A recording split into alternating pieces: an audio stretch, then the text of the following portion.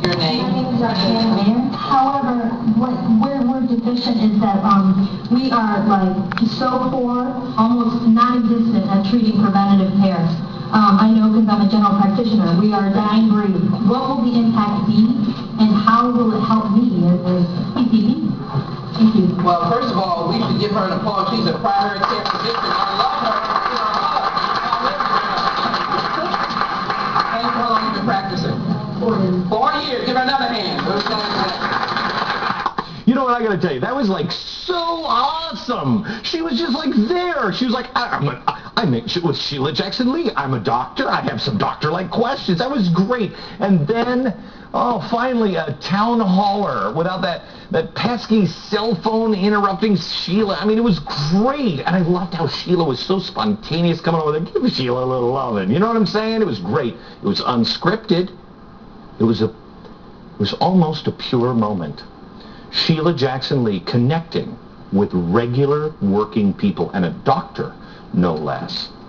You know, that's what town halls are all about, not this conjured up, hired activist GOP fake angry yelling thing. What was it they were calling again? Oh yeah, I remember. AstroTurf. That's it. That's crazy. You know, when I first saw this video, I was so moved by the concern of this obviously amazing physician. I thought, you know what? She's only been a physician for 4 years. She might be struggling. I don't know. She says they're a dying breed. Maybe I should recommend her to my friends in Texas. You know, and then I started looking her up, and I had a really hard time finding her. She was tough to find. Really, really tough. Almost like she wasn't really a doctor tough. As it turns out, she's not a doctor. No, not listed in the medical records there, the Texas board or anything. She made it all up. And then Sheila gave her that big old spontaneous hug. What are the odds? Anywho, since Roxana is not a doctor, she's not as busy as a doctor really is. I wondered, what does Roxana do in her free time? And we found it. Look at that. Whoa! Grassroots City. Oh, did I mention she's not just some nutty campaigner? She's a Texas Obama delegate. Yeah. Yep. Initially, she was identified in the Houston Chronicle as a physician. Then all of a sudden, the doctor part just kind of disappeared. Let me show you. Here's the first picture. Notice the caption, "A physician." There's some good journalistic integrity for you. Now here's a second picture. Now it's just Roxana. Chronicle, to be fair to the Chronicle, and I'm trying to think why I should be fair to the Chronicle. They did end up reporting the correction, but can you imagine just reporting the connection there, or the correction, if it was, conservative? Imagine the national uproar and outrage if a conservative, said, President George Bush, I'm not the president of Halliburton, but don't you think we should give them more no-bid contracts? You think? I think maybe there'd be more than just the CEO of Halliburton would be put in underneath the picture, you think? Remember what they did to Joe the plumber? All they did was ask this guy a question. When Barack Obama came strolling unannounced into his front yard, he just asked him a question. This person actually lies. And the national media, Bill, when's that new videotape of another angry GOP crazy person coming in? We got to get it on the air. Is that what they're waiting for? Is that what's happening?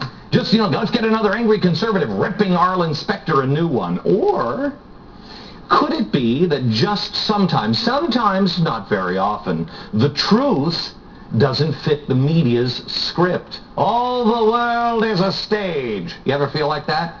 You ever feel like what you're seeing on this stupid little box ain't the truth?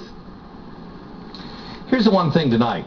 While the media doesn't bother looking into fake doctors, real ones are giving the president scary advice. Let's talk about one of those real doctors. Dr. Ezekiel Emanuel, you know, Rom's brother. No nepotism there. He's also a healthcare advisor to the president. Robert Gibbs was actually asked about the good doc and how much pull he has with the president. Here it is. Do you know if the president has ever consulted on health care with Rom's brother, Ezekiel Emanuel? Has he ever consulted on health care matters? I think Zeke has talked to, certainly to staff and to others about health care. I've not been in every health care meeting the president's been. Oh, I really don't know. Here's why this question is important. Because Dr. Ezekiel Emanuel believes that we should calculate the value of a human life and the amount we should spend to keep that life alive. After Sarah Palin's comments about death panels, the left has coined a new phrase, deathers. Oh, wait until the bottom of the hour, because I can't wait to tell you the whole thinking on this one. They are trying to make deathers sound like crazy conspiracy nuts who say that the government is going to come in and snuff your grandmother out with a pillow or whatever. That's not what Sarah Palin was saying. She is right. The deather part of this bill, I believe it's something that the language came from the White House, and it's already in the UK national healthcare system. It's called over there, nice. Oh, we've got to have that. That sounds nice. Although it's anything but nice. Basically, they come up with a number of maximum treatment costs per year to keep you alive. In a recent interview, Dr. Zeke says, about 15 years ago, I did think that rationing was necessary, because of cost issues, but I've come to change my mind. Really? Then why were you talking about it, even in the context of an emergency as recent as January of this year? I mean, did the heavens open up last night and say, Zeke, don't do it? Is that what happened? Because I think maybe a reporter should stop not looking into fake doctors and look at the real doctor and ask old Zeke a question. What was the epiphany? Was it, hey, you know what? I'm from the SCIU. You need to shut up here on that, okay? You know what? It's happening. Is that what's happening? Somebody should answer the question. This is devaluing of human life, putting a price on each individual. The death panel isn't a firing squad. Sarah Palin made a point, I guess you could say in an inflammatory way.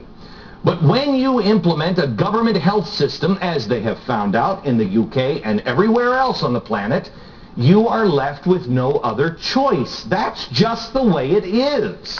Rationing is inevitable, and they know it. When will someone in the media expose all of the lies? Here's Dr. Rand Paul. He is the chairman of the Kentucky Taxpayers United. Hello, Rand. How are you?